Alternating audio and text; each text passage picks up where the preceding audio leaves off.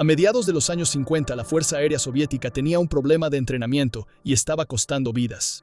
Los pilotos estudiantes aprendían lo básico en entrenadores de pistón lentos como el Yak-18 y de ahí pasaban directamente al MiG-15 UTI de 2 asientos. Piensa en ese salto por un minuto. Una semana, un chico está dando vueltas en el patrón con un pequeño motor radial y a la siguiente está atado a un jet de alas en flecha, persiguiendo las 600 millas por hora y casi nada de lo que aprendió en el primer avión le sirve en el segundo. El manejo era diferente, la energía era diferente. Toda la perspectiva visual era diferente y los reportes de accidentes se acumulaban en consecuencia. Los accidentes fatales durante el entrenamiento se volvieron un costo rutinario de operar así, y cada cadete que enterraban era un piloto de primera línea que los escuadrones nunca tendrían. Lo que los soviéticos necesitaban era un entrenador a reacción dedicado, construido para todo el proceso de entrenamiento, un solo avión que pudiera llevar a un estudiante desde su primer vuelo, hasta el trabajo intermedio y la familiarización con armas, para que cuando pasara a su avión de combate, volar un jet ya fuera algo natural para él.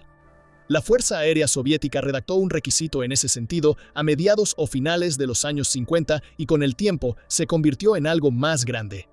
Una búsqueda de un solo avión de entrenamiento a reacción que todas las fuerzas aéreas del bloque del Este pudieran adoptar como estándar. Ahora, el avión que terminó respondiendo a ese llamado tomó forma muy lejos de cualquier oficina de diseño soviética. Los checoslovacos volaban los mismos Yak y los mismos MiG biplaza y enterraban cadetes por las mismas razones. Pero a diferencia de la mayoría de los estados más pequeños del Pacto de Varsovia, ellos tenían la industria para hacer algo al respecto, porque Aero había estado construyendo aviones desde poco después de la Primera Guerra Mundial. Así que, más o menos al mismo tiempo que Moscú redactaba su requerimiento, la Fuerza Aérea Checoslovaca había estado preparando su propio requerimiento para un entrenador a reacción integral.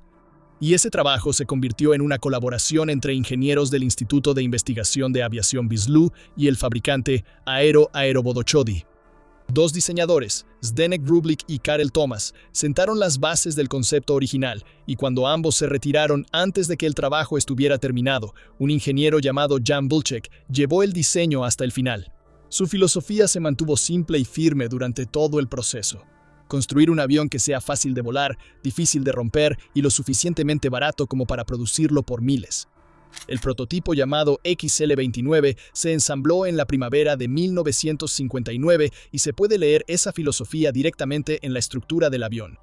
Las alas estaban montadas en posición media y eran completamente rectas, lo que mantenía el avión estable y confiable. Simplificaba la producción y dejaba espacio en la raíz de las alas para las tomas de aire que alimentaban un solo motor ubicado en la parte trasera. Los flaps ranurados se encargaban del despegue y el aterrizaje.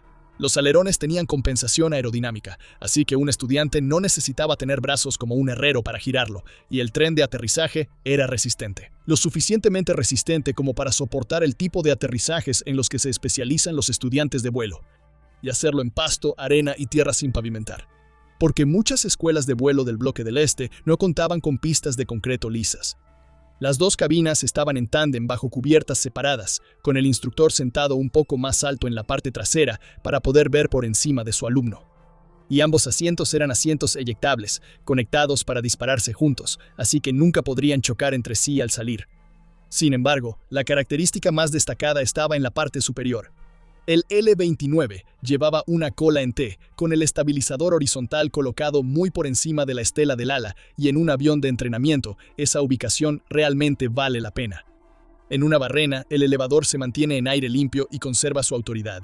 Y como las superficies horizontales están por encima del timón en lugar de delante de él, el timón también sigue recibiendo aire limpio, lo que hace que la recuperación de una barrena sea mucho más sencilla. Y la pérdida de control era la principal causa de muerte de los pilotos jóvenes en entrenamiento. Ahora, las colas en T vienen con una desventaja conocida. Si levantas la nariz lo suficiente a velocidad, la estela del ala puede cubrir ese estabilizador alto y provocar una pérdida profunda de la que es difícil salir, por eso no ves muchos cazas diseñados para maniobras exigentes con ese diseño. Pero un entrenador básico que vuela dentro de su envolvente prevista nunca se acerca a ese extremo del gráfico, así que Aero aprovechó el beneficio y mantuvo la cola. El mantenimiento recibió el mismo nivel de atención. El revestimiento exterior estaba cubierto de paneles de acceso rápido y toda la parte trasera del fuselaje fue diseñada para separarse detrás del ala y rodar sobre un carrito especial, dejando el motor expuesto para los mecánicos. Un truco tomado directamente de los MiG-15 biplaza que los soviéticos ya estaban volando. Esa sola decisión convirtió el cambio de motor de un proyecto de hangar en un trabajo de rutina. Y ese motor, colocado en su carrito, merece una historia propia porque equivale a una pequeña declaración de independencia. Los checoslovacos no tenían ganas de depender de turborreactores con licencia soviética, así que trajeron al fabricante de motores Motorlet para construir un motor nacional diseñada desde el principio para este avión de entrenamiento.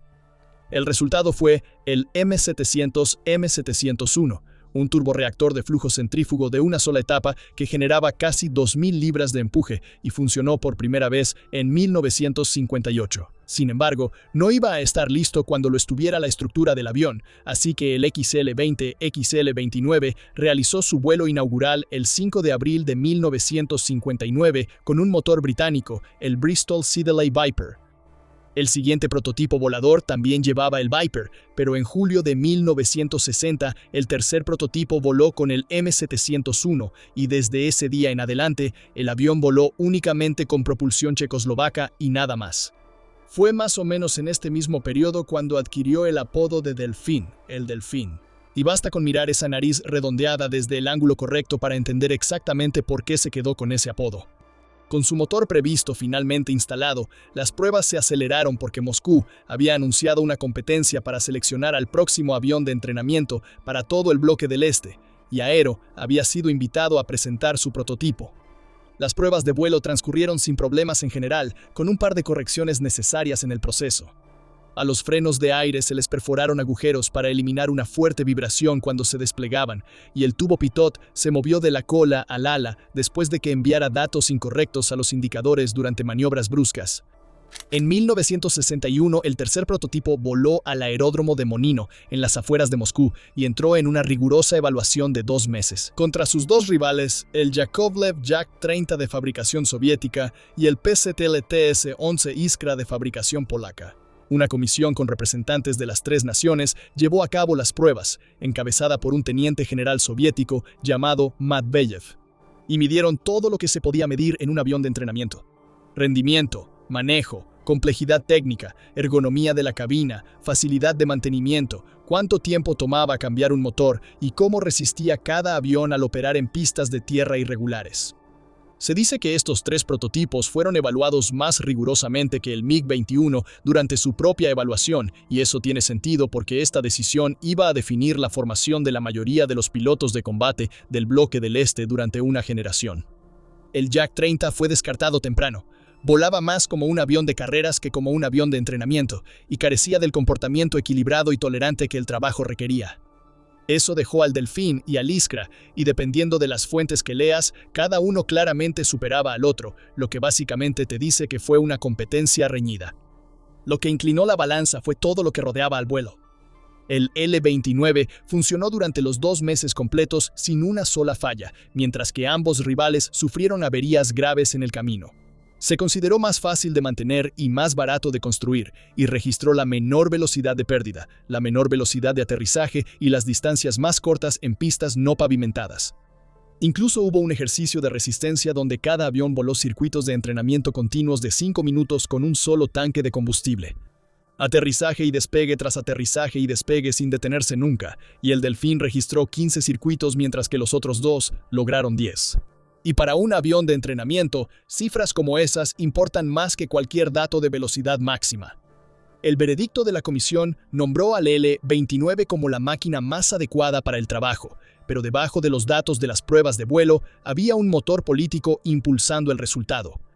El objetivo principal del programa era unir las industrias de aviación de las naciones del Comecon.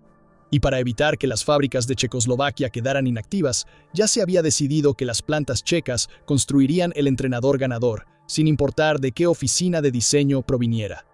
Elegir el L-29 mantuvo esas líneas activas durante años y permitió que la producción pudiera comenzar casi de inmediato.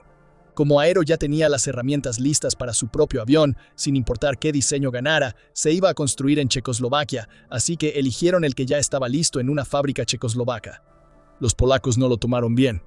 Varsovia rechazó de plano el veredicto de la comisión y puso en servicio el TS-11 Iskra con su propia fuerza aérea. De todos modos, en parte para ahorrar dinero y en parte para mantener viva su propia industria aeronáutica. Y todas las demás fuerzas aéreas del Pacto de Varsovia se alinearon detrás del L-29. Lo que siguió fue el programa de producción de aviones más grande jamás realizado en cualquier nación del Comecon fuera de la Unión Soviética. La producción completa comenzó en abril de 1963 y duró 11 años. Y para cuando la línea cerró, Aero había producido 3.665 delfines en 42 lotes de producción, incorporando más de 45 modificaciones a medida que el avión maduraba. El pequeño M701 se convirtió en un programa gigante por sí mismo, con más de 9.000 motores construidos y al menos 5.000 de ellos destinados únicamente a alimentar la producción y repuestos del L-29. Hasta el día de hoy, el L-29 sigue siendo el avión de entrenamiento militar a reacción más producido en la historia. El Lockheed T-33 se construyó en mayor cantidad, pero ese avión comenzó su vida como un F-80 Shooting Star al que se le añadió un segundo asiento. Así que el título de diseño original se queda con el Delfín. Y más allá del Pacto de Varsovia, el avión se vendió por todo el mundo, volando con Egipto, Siria, Irak, Afganistán, Indonesia, Nigeria y Uganda, entre otros. La mayoría de esos eran entrenadores estándar de 2 asientos, con un par de excepciones. El L-29. Acróbata era una versión acrobática de un solo asiento, un proyecto personal de los ingenieros aeronáuticos que querían ver hasta dónde se podía llevar la estructura, y solo se construyeron 2. Pasaron su vida operativa recorriendo ferias de ingeniería y sorprendiendo a las multitudes occidentales en el Salón Aeronáutico de París de 1969. La única subvariante operativa real fue el L-29R, una versión de reconocimiento táctico que reemplazó la cabina trasera por un contenedor lleno de cámaras orientadas hacia abajo. El rastro documental sobre ese caso se vuelve confuso porque algunos registros dicen que el proyecto murió en 1965, mientras que la documentación checa señala una pequeña serie construida dentro del 18º lote de producción, con pruebas sólidas de que un lote fue enviado a Egipto. Pero las variantes eran algo secundario comparado con el trabajo principal. En servicio, el Delfín se ganó la clase de reputación con la que sueñan los entrenadores. La Fuerza Aérea Soviética fue, por mucho, el mayor operador, adquiriendo aproximadamente 2.000 de ellos para reemplazar sus entrenadores antiguos y sus MiG-15 biplaza. Y esa compra hizo exactamente lo que todo el programa había sido creado para hacer. Porque con el Delfín en la pista, un cadete volaba reactores desde su primera lección hasta la última, y el salto mortal de un entrenador de pistón directamente a un MiG había desaparecido. Y los pilotos que lo volaron recurrieron a analogías de autos para explicar la diferencia. Decían que el Delfín se manejaba como un Volga sedán suave, mientras que el viejo Yak-18 era un pequeño Moskvich tosco y el MiG-15 era un Poveda. Los instructores lo elogiaban por ser noble y dócil, un avión que absorbía los errores de los estudiantes que habrían sido fatales en aviones más nerviosos, y los números respaldan esa sensación. Porque con los flaps extendidos, este jet entra en pérdida a unas 70 nudos que es propio de un monomotor de pistón. En el servicio checoslovaco, el avión recibió el apodo de la carriola voladora, debido a la comodidad y seguridad que les daba a los instructores mientras sus alumnos hacían sus primeros intentos titubeantes en el cielo. Y un cadete normalmente podía estar listo para su primer vuelo solo después de unas 13 horas de instrucción dual. El trabajo principal del Delfín era mantener vivos a los novatos el tiempo suficiente para que se convirtieran en pilotos de combate, y cumplía esa tarea tan bien como cualquier avión jamás construido. Como suele suceder con un jet barato disponible en grandes cantidades, al Delfín eventualmente le asignaron trabajos para los que nunca fue diseñado. Los puntos duros bajo las alas siempre estuvieron ahí, puestos para que los cadetes pudieran aprender lo básico de lanzar una bomba y disparar un cohete, pero un soporte para munición de práctica también puede llevar munición real sin problema. Podía transportar barquillas de cañones, cohetes y un par de bombas pequeñas en esas 2 estaciones. Y los L-29 egipcios realizaron misiones de ataque contra las fuerzas terrestres israelíes durante la guerra de Yom Kippur, mientras que este modelo también entró en combate en la Guerra Civil de Nigeria. Pero el límite de esa carrera se hizo evidente en la primera guerra de Nagorno-Karabaj. donde las fuerzas azerbaiyanas perdieron al menos 14 de sus 18 delfines ante las defensas aéreas armenias. Lento, sin blindaje y diseñado para enseñar en lugar de combatir, solo tuvo éxito en combate cuando los aviones aliados ya dominaban el cielo sobre él. Un avión de entrenamiento con soportes para bombas sigue siendo un avión de entrenamiento. Mucho antes de que esa lección se aprendiera en el Cáucaso, el reemplazo del Delfín ya estaba saliendo de la misma fábrica. A principios de la década de 1970, el Aerosonde L-39 Albatros estaba ocupando su lugar en la línea de producción, y la producción del Delfín terminó en 1974, pero el avión no se retiró discretamente. Se mantuvo en servicio militar durante décadas, a menudo volando junto a su reemplazo, y algunos todavía figuraban en los registros militares activos hasta principios de la década de 2020. Y cuando terminó la Guerra Fría, los sobrevivientes encontraron una segunda vida.